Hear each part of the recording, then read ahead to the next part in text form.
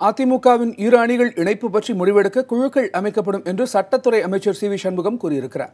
கட்சி குறித்த முக்கிய முடிவுகள் இனி தனிப்பட்ட நபர் யாரும் எடுக்க முடியாது என்றும் அனைவரும் ஒன்று கூடி ஆலோசித்துதான் எடுப்போம் என்றும் கூறியிருக்கிறார்.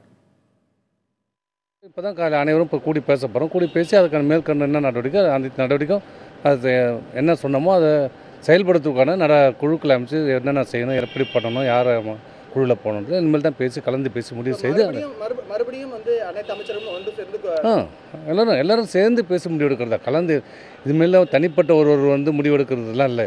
இது இனிமேல் கூட்டு முயற்சியில் இனிமேல் இந்த இயக்கம் இயங்கும். கட்சியாக இருந்தாலும் சரி, ஆட்சியாக இருந்தாலும் ஒன்றாக சேர்ந்து பேசி முடிவெடுத்து எப்படி செயல்படணும், என்ன செயல்படணும், என்ன நடவடிக்கை ஒன்றாக கலந்து பேசி தான் இனிமேல் எந்த நடவடிக்கையாக இருந்தாலும் எடுக்கப்படும்.